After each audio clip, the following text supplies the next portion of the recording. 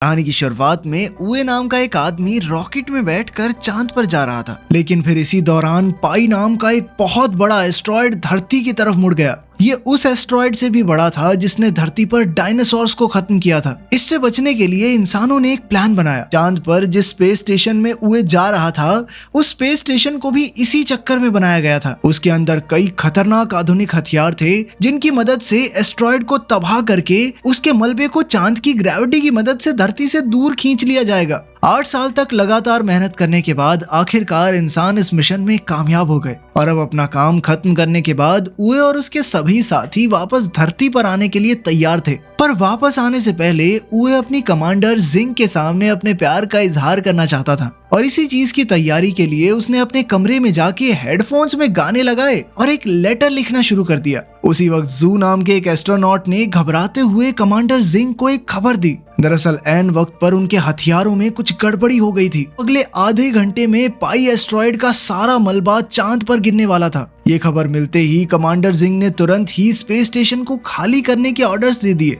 जिसके बाद सभी लोग पूरी रफ्तार से अपने अपने रॉकेट्स की तरफ भागने लग गए। लेकिन वहीं यूए अभी भी अपना लव लेटर लिखने में लगा हुआ था और कानों में लगे हेडफोन्स की वजह से उसे कोई वार्निंग अलार्म भी सुनाई नहीं दिया। पर कुछ ही मिनटों के बाद उसकी नजर पहले रॉकेट पर पड़ी, जिसे देखते ही वो पूरी रफ्तार से बेस स्टेशन की तरफ भागा। उस वक्त पर वहां 6 और रॉकेट्स मौजूद थे, जिन्हें देखकर उए को थोड़ी तसल्ली महसूस हुई। पर तभी अचानक से 5 रॉकेट्स एक साथ ही उड़ गए, जिसके बाद उए के पास सिर्फ एक आखिरी रॉकेट बचा था। उसने अपनी टीम के साथ संपर्क करने की कई नाकामयाब कोशिशें की, लेकिन फिर कोई दूसरा चारा न दिखने पर उसने अपने रोवर को पूरी रफ्तार से भगाना शुरू कर दिया। पर तभी उसके रास्ते में एक बहुत बड़ा गड्ढा आया और उसका रोवर सीधा जाकर उस गड्ढे में गिर गया। जब तक वो उस गड्ढे से बाहर आ पाता तब तक आखिरी रॉकेट भी उड़ गया और अब तक तो उस जगह पर एस्ट्रॉयड का मलबा गिरना शुरू हो गया था, जिससे बचने के लिए उए ने एक दूसरे गड्ढे में छुपने का सोचा। पर तभी मलबे का कुछ हिस्सा सीधा आकर उस गड्ढे में गिर गया, जिसके चलते उए थोड़ी देर के लिए बेहोश हो गया।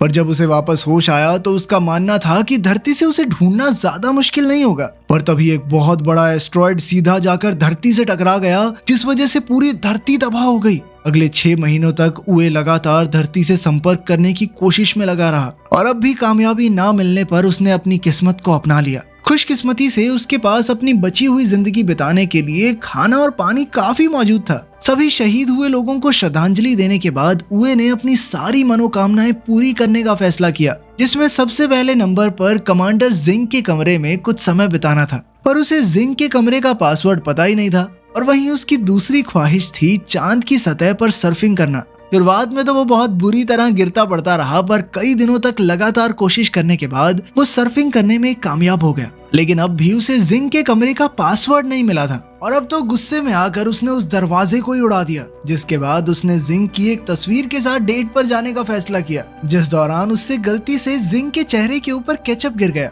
और इसी मौके का फायदा उठाते हुए उसने जिंग की तस्वीर को किस कर लिया। पर वो इस बात से अनजान था कि उस वक्त स्पेस स्टेशन की पूरी टीम उसे अपने नए हेडक्वार्टर्स से देख रही थी और उसकी यह हरकत देखकर सभी लोगों ने अपना मुंह मोड़ लिया। और वहीं दूसरी तरफ जिंग ये देखकर पूरी तरह हैरान थी, पर नेटवर्क बिगड़ने की वजह से उस वक्त वो सिर्फ उए को देख ही सकते थे और क्योंकि उए किसी खतरनाक मुसीबत में नहीं लग रहा था, इसीलिए जिंग ने उए का रेस्क्यू मिशन कैंसिल करने का फैसला किया। पर तभी चेयरमैन यांग ने उन्हें बताया कि सरकार ने अगले 30 दिनों में उए की इस नई जिंदगी को दुनिया भर में दिखाने का फैसला किया। असल में एस्ट्रॉयड के धरती से टकराने के बाद 30% जमीन पानी में डूब चुकी थी, जिसके चलते सभी लोगों की जिंदगी पूरी तरह से बदल गई थी और अब सरकार उए के जरिए लोगों के अंदर एक नई उम्मीद जगाना चाहती थी कि देखो ये आदमी अकेला फंसा हुआ है फिर भी जिंदगी जी रहा है ना। लेकिन एस्ट्रोनॉट जू उए को इस काम के काबिल नहीं मानता था, जिस पर जिंग ने उसे बताया कि वो लोग उए की आवाज को डब करके दुनिया के सामने लाने वाले हैं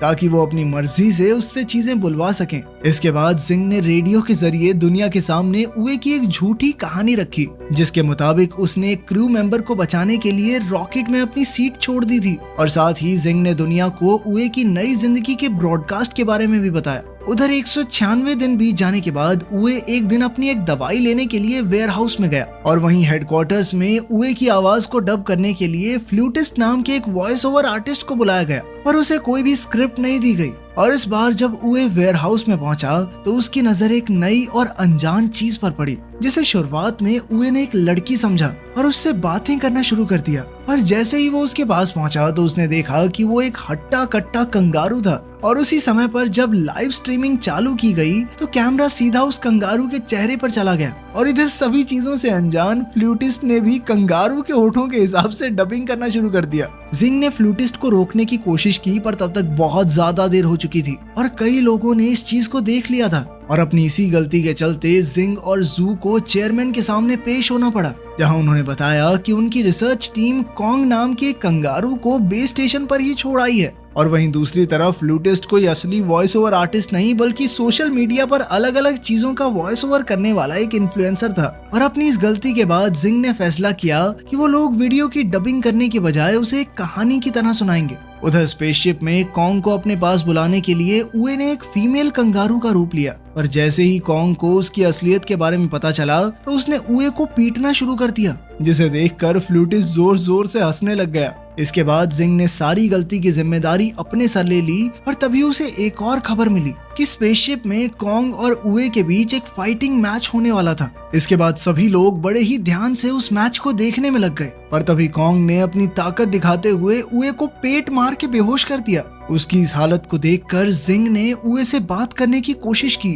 और जब होश आने पर उसने कम्युनिकेशन चैनल पर लाइंस देखी तो वो खुशी से रोने लग गया। किसी को सुन ना पाने के बावजूद भी उसे इस बात की खुशी थी कि धरती पर लोग जिंदा हैं। आपस में समझौता करने के बाद उन दोनों ने अपने रोवर में बैठकर एक टूटे हुए अपोलो 18 के पास जाने का फैसला किया ताकि वो उसका इस्तेमाल लूनर स्टेशन पर पहुंचने के लिए कर सकें, जहां पर एक रॉकेट मौजूद था जिसकी मदद से वो वापस धरती पर चले जाएंगे। इधर उए ने अपनी पूरी ताकत लूनर डॉग को ढूंढने में लगा दी जो उए की मदद कर सकता था। इसके बाद उए ने अपना पूरा ध्यान स्पेसक्राफ्ट को फिर से बनाने में लगा दिया, जिसे देखकर सभी लोग काफी हैरान थे।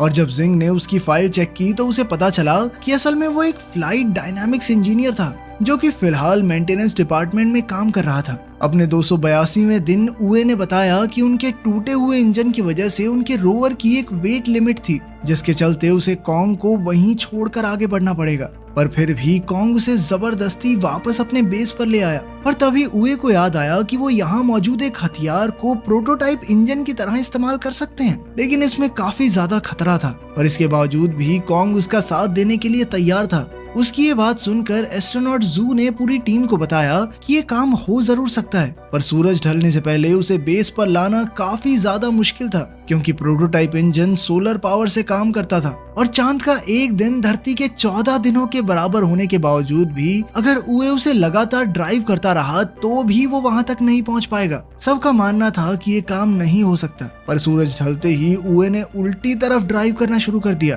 दरअसल वो सूरज की रोशनी से बाहर इसलिए नहीं जा सकता था क्योंकि चांद पर सूरज हटते इतनी ज्यादा ठंड हो जाती है कि वो मारा जाता। और ये देखते ही जिंग समझ गई कि उए लगातार सूरज का पीछा करने वाला है ताकि उसके पास पूरे 41 दिनों का समय हो जाए। पर 28वें दिन ही कॉन्ग और उए पूरी तरह से थक चुके थे और इसीलिए उन दोनों ने एक दूसरे को आपस में रस्सी से बांध लिया था।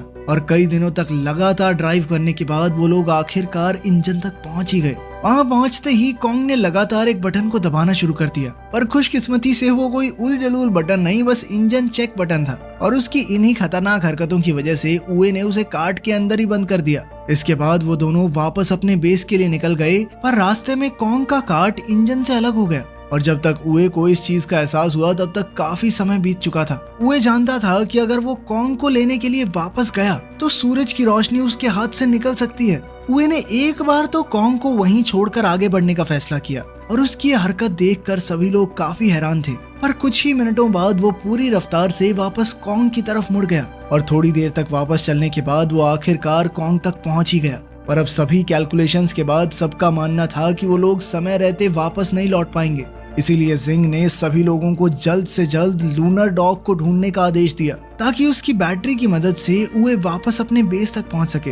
इधर काफी समय से बिना सोए लगातार गाड़ी चलाने की वजह से उए और कॉन्ग दोनों ही काफी ज्यादा थक चुके थे। पर तभी सूरज ढलने की वजह से अब उनके पास सिर्फ 5 घंटे की बैटरी बची थी। पर तभी लूनर डॉग अचानक से एक्टिवेट हो गया पर पावर सेविंग मोड में होने की वजह से वो उन दोनों को नहीं ढूंढ सकता था। उधर बेस से 55 किलोमीटर दूर बैटरी खत्म होने की वजह से कैबिन पूरी तरह से जम चुका था और मजबूरन उए और कॉन्ग को शिप से बाहर आना पड़ा।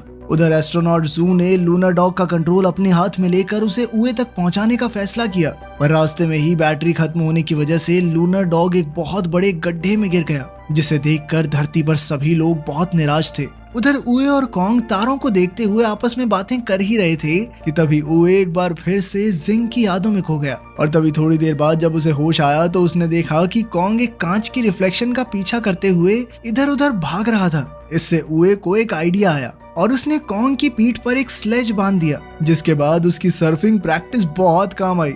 अब वो दोनों बड़ी ही तेजी से आगे बढ़ रहे थे, पर तभी उनके सामने एक बहुत बड़ा गड्ढा आ गया, जिसे पार करने के लिए उए ने बड़ी ही चालाकी से नाइट्रोजन टैंक्स का इस्तेमाल किया। उसकी ये कामयाबी देखकर धरती पर सभी लोग काफी ज्यादा खुश थे और अब उन सभी में एक नई उम्मीद जाग गई थी। दूसरी तरफ अपनी बहादुरी की वजह से उए को धरती पर कई सम्मान मिले, जिन्हें लेने के लिए चेयरमैन खुद जाया करते थे। तभी जिंग ने चेयरमैन को बताया कि आने वाले 3 महीनों में कम्युनिकेशन लाइंस ठीक होने वाली थी, जिसके बाद वो लोग उए से संपर्क कर सकते हैं। धीरे धीरे चीजें वापस से ठीक होने लगी थी, पर कोई ये नहीं जानता था कि पाई एस्ट्रॉइड का एक बहुत बड़ा हिस्सा अभी भी खतरा बनकर उन सभी का इंतजार कर रहा था। उधर उए और कॉन्ग आपस में खेल रहे थे कि तभी कॉन्ग ने गलती से कुछ तारों को छू दिया, जिसके बाद उए को स्क्रीन पर पिछली बार की तरह कुछ सिग्नल्स दिखाई दिए। ये देखकर अब उए को लग रहा था कि शायद धरती पर कोई जिंदा नहीं बचा है और शायद पहले भी कॉन्ग ने इसी तरह तारों से कुछ छेड़खानी कर दी होगी और तब वो सिग्नल आए होंगे।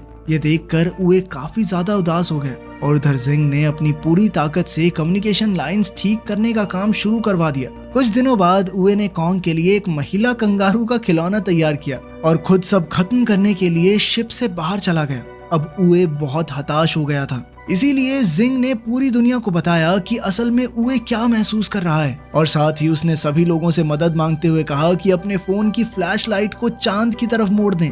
उधर उए जहाज से दूर अपना हेलमेट खोलने ही वाला था कि तभी उसकी नजर धरती से आ रही रोशनी पर पड़ी और ये देखते ही वो अपने घुटनों के बल बैठकर रोने लग गया। थोड़ी देर बाद बेस पर वापस जाकर जब उए ने कम्युनिकेशन बटन ऑन किया तो वो आखिरकार अपने सभी साथियों को सुन पा रहा था, इन्होंने उसे धरती पर चल रही उसकी लाइव स्ट्रीमिंग के बारे में बताया। पर इसके बावजूद उए कुछ बोल नहीं रहा था, इसीलिए सभी लोगों ने जिंग को उसके सामने खड़ा कर दिया, जिसके हेलो बोलते ही वो काफी खुश हो गया। अगले कुछ दिनों तक सभी इंजीनियर्स ने उए को उसका स्पेसक्राफ्ट सही करने में मदद की, लेकिन खुश तो सिर्फ वो जिंग को देखने के बाद ही होता था। और आखिरकार स्पेसक्राफ्ट तैयार होने के बाद एक रात उए को जिंग से अकेले बात करने का मौका मिल गया, जिस दौरान उसने उए को बताया कि उसने मेंटेनेंस डिपार्टमेंट सिर्फ और सिर्फ उसी की वजह से ज्वाइन किया था। असल में उए पहले इस डिपार्टमेंट में काम करने के लिए तैयार नहीं था, पर तभी उसकी नजर पास से गुजर रही जिंग पर पड़ी और जिंग को देखते ही उसे प्यार हो गया। अब उसने सोच लिया था कि भाई चांद पे तो मैं जाके रहूंगा, इस बंदी के साथ रहना है तो रहना है। जिसके बाद वो मेंटेनेंस डिपार्टमेंट में छोटा सा काम करने को भी तैयार हो गया। उसकी ये बात सुनकर जिंग ने भी उसे बताया कि उस दिन रॉकेट में बैठते वक्त उसने उए को भागते हुए देख लिया था, पर अफसोस वो उस वक्त उसका इंतजार नहीं कर सकती थी। उनकी इस बातचीत की वजह से किसी का भी ध्यान धरती की तरफ बढ़ रहे एस्ट्रॉइड के ऊपर नहीं गया। अगले दिन कॉन्ग और उए अपने घर वापस आने के लिए पूरी तरह तैयार थे और अपनी टीम की मदद से उन्होंने आखिरकार स्पेसक्राफ्ट को सही सलामत लॉन्च भी कर लिया, जिसे देखकर सभी लोग काफी ज्यादा खुश थे, क्योंकि उए और कॉन्ग चांद पर 923 दिन बिताने के बाद आखिरकार स्पेस स्टेशन में पहुंच गए थे। और तभी जू ने एक अर्जेंट मीटिंग बुलाकर सभी को पाई के उस बड़े हिस्से के बारे में बताया जो तेजी से उनकी तरफ बढ़ रहा था। और वहीं चेयरमैन का मानना था कि सिर्फ एक ही आदमी उन्हें इस खतरे से बचा सकता है, क्योंकि उसके जहाज का इंजन अपने आप में एक हथियार था। वो आदमी कोई और नहीं बल्कि उए ही था। ये सुनते ही जिंग ने कंट्रोल रूम में जाकर लाइव स्ट्रीमिंग को बंद कर दिया, जिसकी वजह से सभी लोग काफी हैरान थे। पर इससे पहले कि वो उए से बात करती, उसे पहले ही इस खतरे के बारे में पता चल गया था। असल में उसने हेडफोन्स के जरिए उनकी सारी बातें सुन ली थी और अब वो जानता था कि मिसाइल्स में इंजन्स ना होने की वजह से उसे खुद उन मिसाइल्स को एस्ट्रॉइड से टकराना पड़ेगा और मिसाइल के एक्टिवेट होने से पहले उसे अपने स्पेसक्राफ्ट में वापस भी आना होगा। इस मिशन में उसके जिंदा बचने के चांसेस बहुत ज्यादा कम थे, पर इसके बावजूद भी वो इस काम को करने के लिए तैयार हो गया, क्योंकि वो जानता था कि अब धरती को बचाने की जिम्मेदारी उसी के कंधों पर है। पर साथ ही उसने जिंग को कहा कि अगर वो मर गया तो अपने लिए किसी और को ढूंढ ले, क्योंकि वो उसे अकेले उदास जिंदगी बिताते हुए नहीं देखना चाहता। उए के हामी भरते ही धरती पर सभी लोगों को अंडरग्राउंड बंकर्स में जाने के आदेश दे दिए गए। इसके बाद उए ने सबसे पहले कॉन्ग को उसकी सीट से बांध दिया ताकि वो सही सलामत धरती पर पहुंच सके। लेकिन कॉन्ग अपने दोस्त के साथ ही रुकना चाहता था। दोनों के अलग होते ही उए का सामना कई सारे पत्थरों से हुआ और उन्हीं में से एक पत्थर से टकराने के बाद उसका स्पेसक्राफ्ट गोल गोल घूमने लग गया, जिसे रोकने के लिए उए ने अपने कंपार्टमेंट को क्राफ्ट से अलग कर दिया। जिसके बाद मिसाइल्स तो एकदम ठीक थी, पर अब उनका इंजन अलग हो चुका था। तभी जिंग ने उसे बताया कि पाई का वो हिस्सा उसके करीब से होकर गुजरने वाला था और वो किसी भी हाल में उए की बलि नहीं चढ़ाना चाहती। पर यह बात सुनते ही उए ने उसे बताया कि उसे अभी सिर्फ धरती को बचाने के बारे में सोचना चाहिए और साथ ही उए ने अपने जहाज को एस्ट्रॉयड की तरफ मोड़कर लाइव स्ट्रीम को शुरू करने को कहा। इसके बाद उसने मिसाइल्स को डिटैच करते हुए सबके साथ के लिए उनका धन्यवाद किया। साथ ही उसने सबको बताया कि वो हमेशा सोचता था कि या तो आगे वाले मरेंगे या फिर पीछे वाले, बीच में काम करना एकदम सेफ है। लेकिन आज वो धरती और उस एस्ट्रॉयड के बीच में खड़ा हुआ था। इसके बाद वो जिंग का पसंदीदा गाना गाते हुए पूरी रफ्तार से एस्ट्रॉयड की तरफ बढ़ने लग गया, जिसे देखकर जिंग के साथ साथ सभी लोग रो रहे थे। उसके एस्ट्रॉयड के पास पहुंचते ही जिंग ने मिसाइल्स का बटन दबाने की नाकामयाब कोशिश की और उस वक्त उसके दिमाग में सिर्फ उए के साथ बिताए हुए कुछ पल ही घूम रहे थे। पर तभी उए ने उसे उसकी जिम्मेदारी याद दिलाते हुए बटन को दबाने को कहा, जिसके कुछ ही सेकंड बाद एक बहुत बड़ा धमाका हुआ और वो एस्ट्रॉयड छोटे छोटे टुकड़ों में बिखर गया। वो छोटे छोटे टुकड़े धरती से टकराते हुए तारों की तरह लग रहे थे, जिन्हें लाखों लोगों के साथ साथ कॉन्ग भी देख सकता था। तभी भीड़ में मौजूद एक लड़के ने अपनी छोटी बहन को बताया कि आज वो लोग अपने घर सिर्फ मून मैन की वजह से जा पाएंगे। अगले 10 सालों में सभी की मेहनत की वजह से धरती वापस सही हो चुकी थी। और तभी स्पेस प्रोग्राम की नई चेयरमैन लैसी ने सभी को बताया कि अब इंसान एक बार फिर से चांद पर जाने वाले हैं। और उधर जिंग भी एक बार फिर चांद पर जाने के लिए तैयार थी, जहां पहुंचते ही उसे उए के चांद पर बिताए हुए पल दिखाई दे रहे थे, जिन्हें देखते हुए उसकी आंखों में खुशी के आंसू थे। इसके बाद अपनी एक साथी के साथ धरती को देखते हुए उसने बताया कि 10 साल पहले फटे एस्ट्रॉयड का मलबा आज धरती के चारों तरफ एक रिंग की तरह घूम रहा था, जो उन्हें हमेशा हमेशा मून मैन की याद दिलाता रहेगा।